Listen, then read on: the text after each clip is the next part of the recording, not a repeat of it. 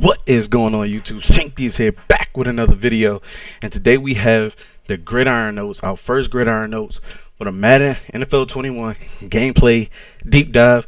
This deep dive is going super into detail of what you can expect in Madden NFL 21. So without further ado, let's get right into it. So if you haven't seen the Madden NFL 21 gameplay deep dive stream, I will have it on my channel for you guys to go ahead and rewatch, just to get, if you're a visual type of person, want to just rewatch what the dev said. Pretty much Clint is going reiterating everything that I'm going over right here. So if you just want to watch it, see what he and Kralo was talking about, then you go ahead and do so as well. But first things first, run defense. Everyone knows that last year, Madden 20, the run was the meta in the game. It was super tough to stop the run. So in this year's installment of Madden, stopping the run game in Madden 20 was too difficult for most.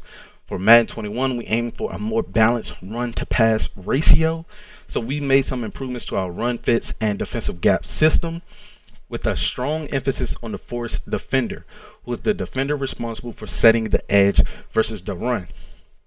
Here's some specific improvements we made towards that goal. Force defenders aligned on the line of scrimmage at the snap will use wider angles at the start of the play to show more anticipation and better pursuit prediction to set the edge versus outside running plays. That is actually important because you see that a lot in today's NFL, especially if you know the ball is going strong side or weak side.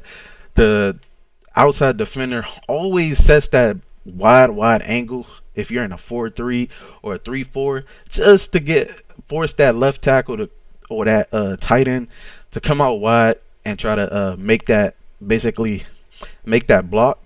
And it also creates a gap for your linebackers to run to in order to get that running back.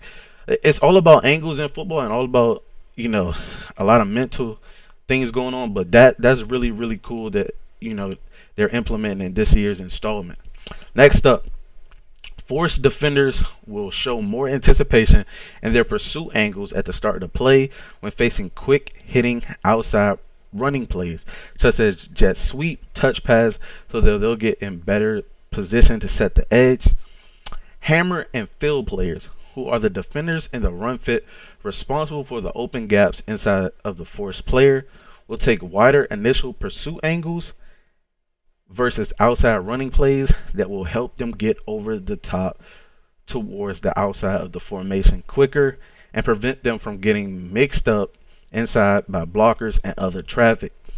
Force defenders will have wider formation alignments in many base defensive formations, such as 3-4, and more plays within those base formations will have the force player aligned on the line of scrimmage instead of off the ball.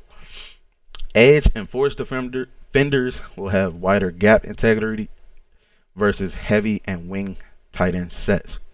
New and improved blocking interactions with defenders, disrupting running lanes by pushing blockers further into the backfield during engagements versus all run types. Now, this particular bullet point I wanted to make clear. When you're pushing, like, because I play football, right? When you're pushing the defender, you don't just actually just hop off the block and, you know, make the tackle, because unless you know exactly where the run is coming from, you beat your defender off the ball, things like that. So when you're engaging with the blocker, you have to use your arms and eyes to see where the ball is going, and then you get off the block. So the fact that they're talking about the interaction between blocking with the offense and the defenders, disrupting running lanes, pushing and things like that, I think that makes all types of sense, because the hole that you want to run through sometimes won't be there. You have to either create one or go through another one. It's always a cutback system, especially if you're in a zone run scheme and things like that. Defenders will have better anticipation off the ball carrier's movement by taking smarter angles while and after shedding blocks. So that's pretty cool to see. Last year, oh my god, the pursuit angles on the game were atrocious on defense. It, like, guys were getting outran and they both had the same speed. It's ridiculous. The agility is what made the run game so overpowered. But let's move on towards tackling improvements. In addition to the upgrades to our run fit system, we now we know how important tackling is to the run defense as well. We didn't just add the new breakdown and pylon tackles. We also made some core improvements to existing tackling systems to make tackling more accessible and a stronger part of countering the run game. Defenders will now be much more aware when they are engaged in blocks near a ball carrier, and they will trigger tackle attempts from these engaged blocks inside the trenches and in open field versus impact blocks. Hit sticks and dive tackles have been tuned to make them more accessible and functional, all of which come together with our new breakdown tackles for a more intuitive defensive experience. Um, my thing with hit sticks, not even hit sticks, cut sticks. When I want to cut a offensive player down with my defender, sometimes it kind of threw you out the way. I want to see how that actually works in this new edition, because seeing reading it and then actually doing it is two different things. So that's what I really want to see. Let's move on to location based tackles. One of the new features that has the Madden dev team really excited is location-based tackles. These are tackles where you'll see the running back reach the ball out for the pylon at the last second to get that critical touchdown, or where the tackling defender will struggle and strain to keep the ball carrier from reaching the first down sticks on a huge fourth down. Here's a quick breakdown of how these work. These tackling interactions make our players more aware of their field location and react accordingly, including the pylon, goal line, sideline, and first down marker. While there is not a direct button input on the sticks for these tackles, they will be driven by player ratings and superstar abilities. In addition to the abilities, the defender's tackle and awareness ratings compared to the ball carrier's vision and awareness ratings will drive the outcomes of these interactions dynamically. I think this is super important for, what game mode is that?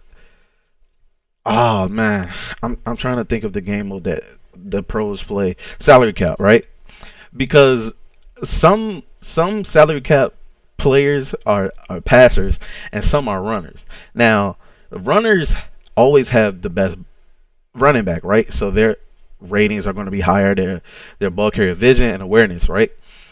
But some of the defenders they use on defense aren't.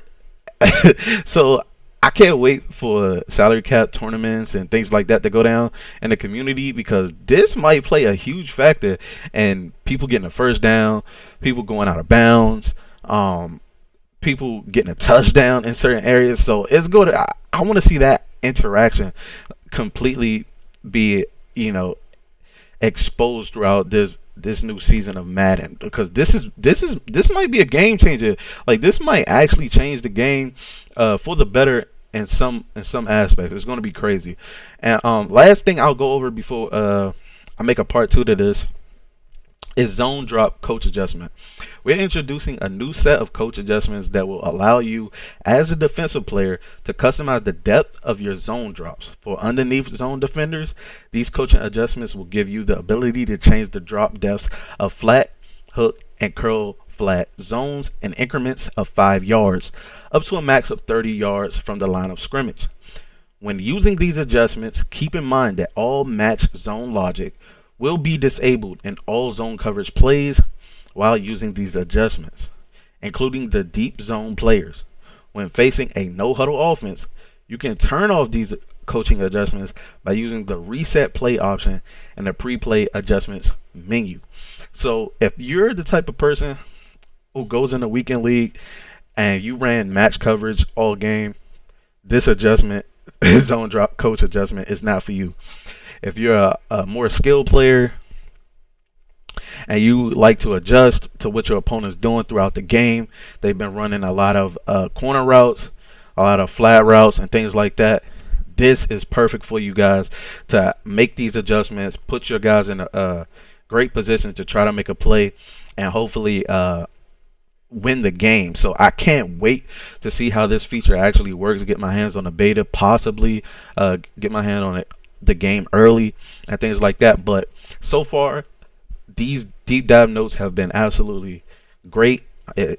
I'm getting a better understanding of what Madden 21 has to offer. Right now, my excitement, if you watched my past video, I said it's at a 3.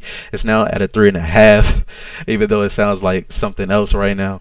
But if you did enjoy this video, go ahead, drop a like, comment down in the comment section if you really want to see the part 2, because I'm pretty sure it's a lot to this. Subscribe to the channel if you're new, and as always, man, remember to be great. I'm out.